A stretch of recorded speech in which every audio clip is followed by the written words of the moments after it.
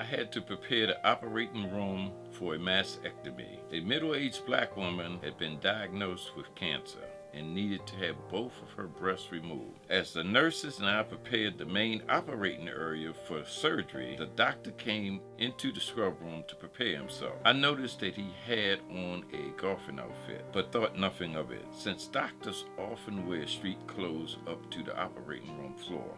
The surgeon began his work. After 45 minutes, there was real concern in the room. He was using an electric scalpel, a highly sophisticated instrument that could only be used at a very particular speed, so as to make precise cuts while burning blood vessels closed without frying them.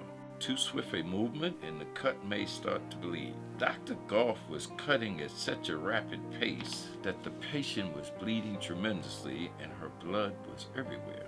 It was obvious to everyone present that the doctor was butchering this woman.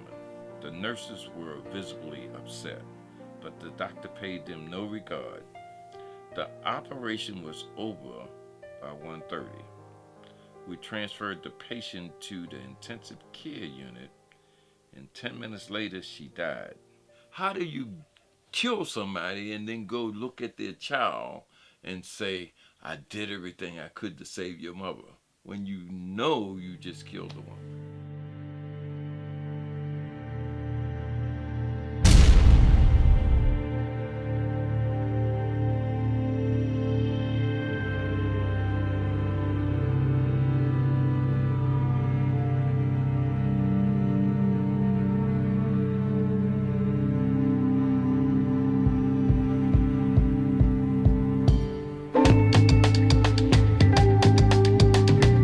Baltimore police today began rounding up Black Panthers in connection with the alleged torture murder of a reputed Panther last July. Warrants were issued for 18 persons and a heavily armed police task force of about 100 men. My purpose in appearing before you this morning is to report that I feel that I have worked myself out of a job. Baltimore or anywhere else in the nation can ever hope to exist if we don't come to a situation where decent, responsible, God-fearing people run the community. We were outnumbered, outgunned. We were surrounded by hostile forces. We were being suppressed, our communities, by government forces. The possibility of reform was little or none, and we needed to have organizations that would protect the black community and that would make some sort of demands on the government for real systemic change. It was like feeling you were going to get taken out at any time, and still you got to do what you got to do, And the Black Panther Party represented that. They were talking about organizing our resources, feeding our children, protecting the community, and trying to usher in a different economic system that would benefit not just black people, but white people and other people down on the ground level. The former leader of the Black Panther Party in Baltimore was released Tuesday after serving nearly 44 years in prison. His supporters described him as one of the country's longest-held political prisoners. Conway was convicted of killing Baltimore police officer Donald Sager, who was shot dead on April 24, 1970. Another officer was injured in the shooting. Conway has always maintained his innocence. If I was to take you and capture you and put you in the basement right now and hold you for a day, you'd be upset. There's no way any human being can be captured and held hostage without being upset. Yes, I was upset, but the fact of the matter was that when I decided that we needed to struggle to change America, I moved into that position understanding that I was putting my life at risk. And once you determine that you're putting your life at risk, everything else is insignificant. Just watching, knowing how he conducted himself in the joint in terms of the integrity that he manifested, that certainly gave me every reason to respect him, to trust him, and to love that brother. Marshal Eddie Conway joins us now from Baltimore, less than 24 hours after being released from prison. Eddie Conway, how does it feel to be free? It's one of the few times, I think, in history where society has went back, has retreated instead of advancing in terms of the black community. It looks like a devastated war zone. It didn't look like that when we were organizing, and we were organizing because conditions were really bad. And now conditions are 10 times worse, or maybe even 100. So that's been very disappointing. Y'all got the sweetest carnival. Connections is a high school with 1,000 young people, I believe probably from the 9th to the 12th grade.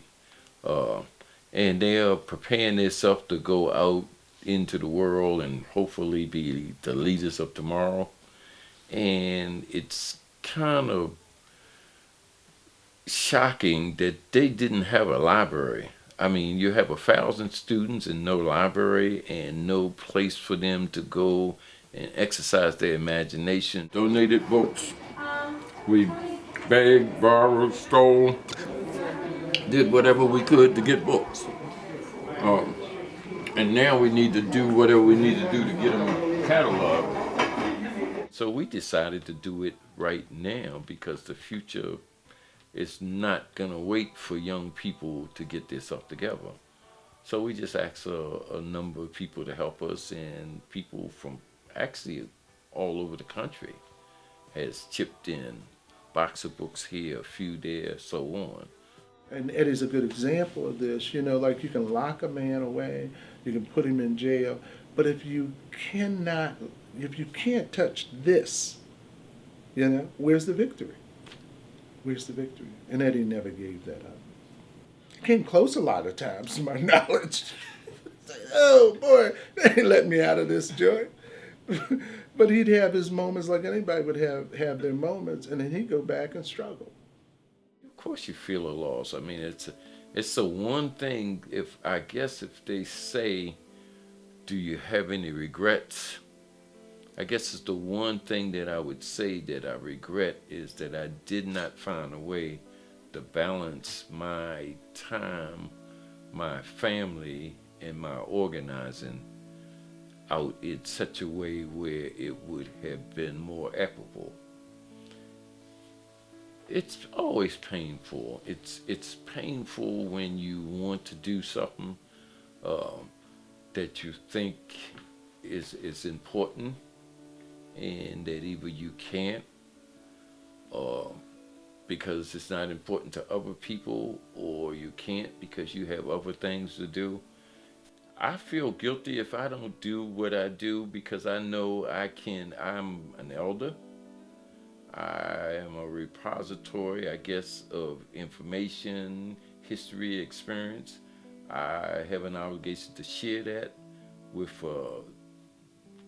young people, the next generation, the same way my elders had that responsibility for me and their elders had responsibility for them. So change has been occurring throughout the time we've been here because people have engaged generation after generation to make that change. And even though it don't seem like it's significant, the fact of the matter is there's more progressive young people today, right now, than ever before in American history.